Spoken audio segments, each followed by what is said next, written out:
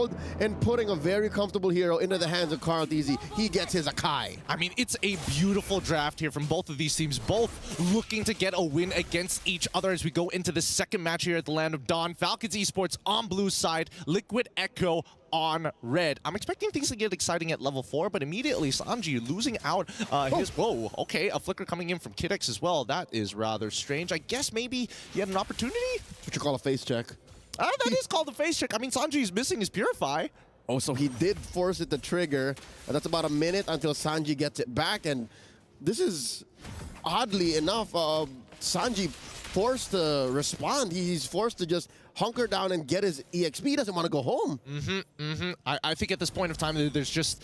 It's too much of a sacrifice to get a TKO so early on into this match, but he does find the trade back. Bang! Can they break the passive? Oh, beautiful stuff. They know. Kid X jumping in, catches JP, and Sanji hitting the basics and the skills. Oh, this is so rough. This is so rough. From what previously I thought that Liquid Echo, man, without that mid lane, maybe they lose Litho Wanderer. Luckily, comrades is able to win out on that retreat. But even worse so, having to recall for the side of PX7 and missing out an entire wave on top of that, he's going to be a full level behind eventually. Yep, so what Falcon Esports look to start against Sanji, claps back against him. Sanji holding his ground here. And the jump by Kid X! Could this be it?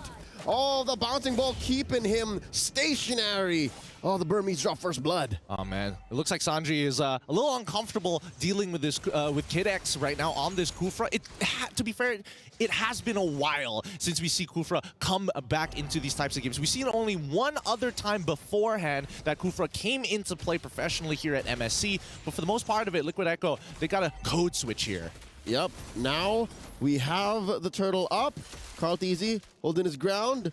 Kid X looking for an angle. In retry range, comrades gonna go ahead and get it. Heavy spin on a Kid X, keeping him in place. Sanford gets a kill, and Royal Milk can only watch. Take the freebies while you still can. Good thing that Liquid Echo is keeping a timer on the battle spells. Kid X still 2 seconds off until he gets it.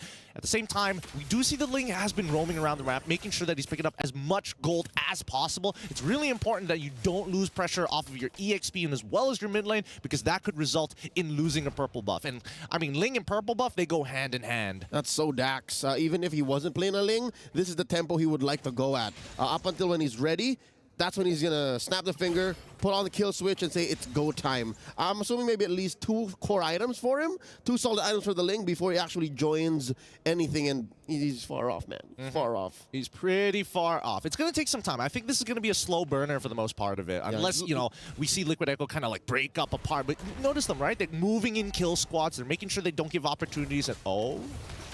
Oh, nice dodge. Benny Cutie smelt something in his midst, and he lets go. Look at that aggressive first built Sky Piercer. Yep, he loves doing this, right? He doesn't deviate too much from his build the majority of the time. He usually has 2 go-tos, but as of right now, I think the biggest concern is whether... Oh! All right. Does he get it? PX7 gets hit with a stolen ult. The jump in once more from Kid X. Hyperactive, this roamer from Falcon Esports. comrades catches a freeze from PX7 in mid. Oh, I think what they're doing is they're forcing a response from Dax here. The pull! Divine Judgment! Benny Cutie scores a kill on a Kid X. Yeah, I think as of right now, the rotations coming in from Falcon Esports needs a little bit of foresight, right? I like what they're doing. They're kind of like compromising that mid lane, forcing Sanji to not really walk out of it, but the side lanes are coming at a big cost, right? Benny QT is a full level ahead at this point of time, and I think that he has a slight gold lead at this point of time. Top side ends up missing 2 minions on that rotation down to the mid, and I think at this point, Falcon Esports really need to consider how exactly do we approach this? Do we take JP out first and then consider going for more, or do they keep targeting Sanji? Oh, here we go. I'm offended. Putting Sanford in trouble, forced to flicker out. There's the Primal Wrath. Lord still standing. Kid X gonna go down here. Nah, unless Benny Cutie finds 2 in the west. Down goes 1. Kid X taken out. There's the passive on a PX7. Benny Cutie eventually finds his prey. The fight continues. Liquid Echo starting Turtle Pit and all the way right into Falcon Esports jungle. Yeah, I mean, they're running real fast. Let's look at the replay one more time because they committed so much onto Sanford and was not able to find that kill. As soon as they're out of resources, that's when you see the clap back. I mean, Falcon Esports, it's at this point of time, they need to kind of slow their roll a little bit. Yes, you can use your resources aggressively, like JP flipping forward, but for the most part of it, you're going to need at least two, like you mentioned, 2 items before they get some real profit. Yep, so he's got the Berserker's Fury, but something tells me Falcon Esports, they're not happy with the pace that Dax is farming at. Like, they want him to double time. They want him to hustle.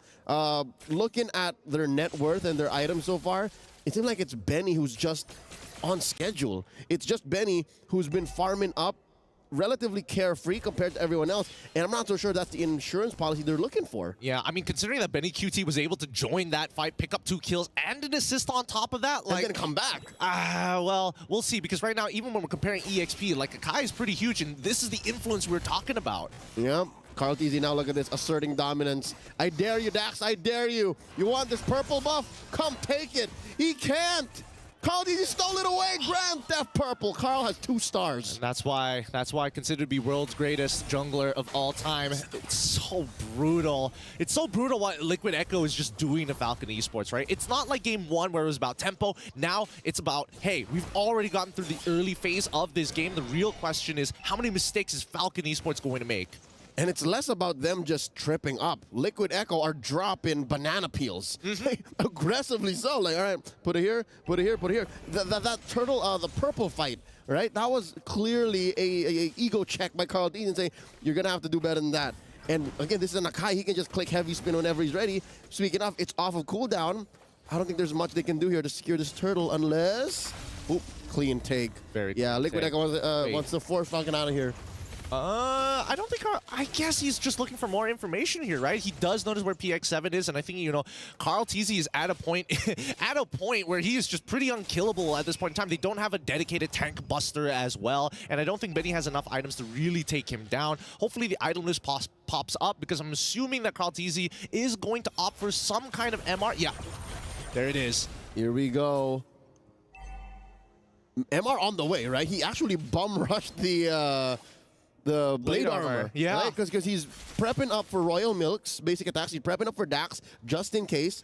Doesn't need it anyways, right? Now they continue. They choke out the purple. The I'm Offended coming in from Royal Milk. The jump in from Kid X, but PX7 falls first, and now it's going sideways. Double kill for the Typhoon, Benny Cutie. It's storming out here in Riyadh. Ooh. Triple kill for Benny, and they convert into a mid lane tier 2 off camera though. We see Benny pushing out. Can Kyle find him? Oh! Yes, he does. Gets the basic recalls for good measure. Where you going, little boy? No. Oh, Benny, he's gonna be fine though. He's all right. I mean, but they're losing so much tempo off of this, right? Look at this. Now Liquid Echo can start moving around the map freely. The next wave that comes in, Benny has to completely sacrifice this. Yep. And without that recall, now he has nowhere on the map where he can like find that farm. And look, they faked him out so hard. They're just letting the minions do the work. That's right. They undid his hard work.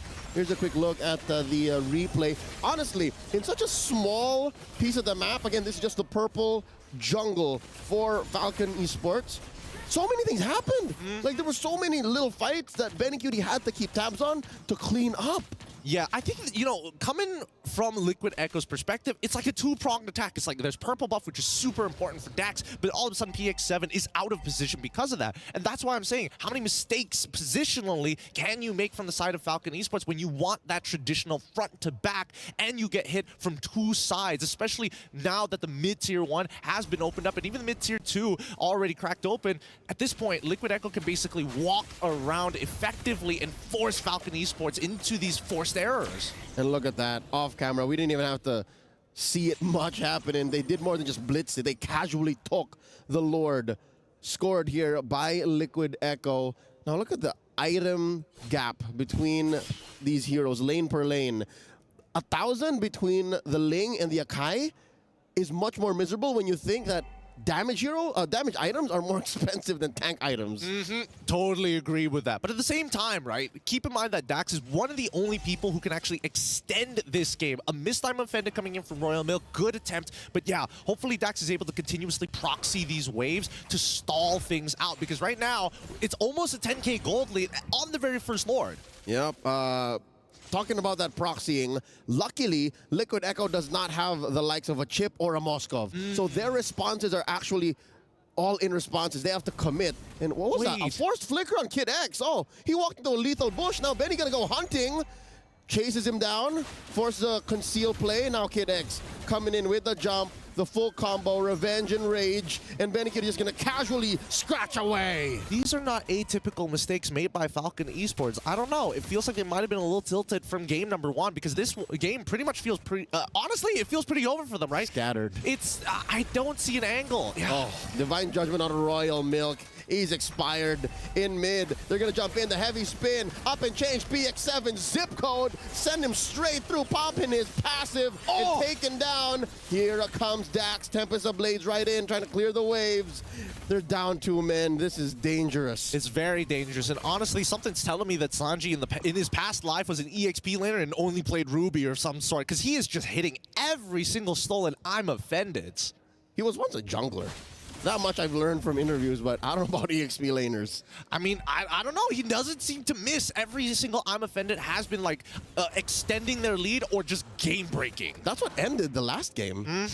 And I think it's going to continue into this one, right? At this point, I don't see a foreseeable future for Falcon Esports to bounce back unless we see Liquid Echo make a huge mistake. And even then, I feel like they could stat check Falcon Esports for the most part, even if it is the penultimate play. Yeah, that's what makes these utility jungler-based lineups work so well. They're so well-rounded. They're not a coin flip from Assassins where, all right, I made the wrong entry or I didn't burst down the right person. You can find re-engages, and they come relatively cheap. I mean, sure, you have to wait close to a minute when you flub the heavy spin, but that aside, you have so many safe angles to attack from. 20 seconds until this next Lord comes up. Yeah, Dax is close to it, but I don't think he's looking to contest. He's just looking to extend the life that they have here in this game. Oh my goodness, he's about to get one no. shot. Oh, no. He doesn't get the Jump Lycan in, pounce. wall from wall. Dax run. Dax finally lands. Not enough energy to go. Tempest of Blades through. Gonna get this sword. Get a few hits. He's burning. He's burning. It's hot. He's burning. He survives. Cyclone Eye out. Kid X trying to go put up the wall through, but Benny Cutie jumps in, tracking. Dax taking him down. Now it's Kid X's turn to get punished. Double kill for Benny Cutie. While Carl Deasy was taking the Lord. How many stacks does this young man have on his spear, sir? Oh, that's gotta be so upsetting. Kid X walks out, tries to conceal his boy Dax so that they can both freely walk away with the extra movement speed. They saw the conceal being used by Liquid Echo, so they had no real means to catch up. And now Benny QT has been just taking all of these kills, 8-0-3, and has a GDS. This man is living in the future. He's running on all fours. Even in human form, it looks like he's in Lycan form. That's how fast he is. Another flicker and a Divine Judgment. Royal Milk taken out by Sanji. The 1 and 2, the alley-oop.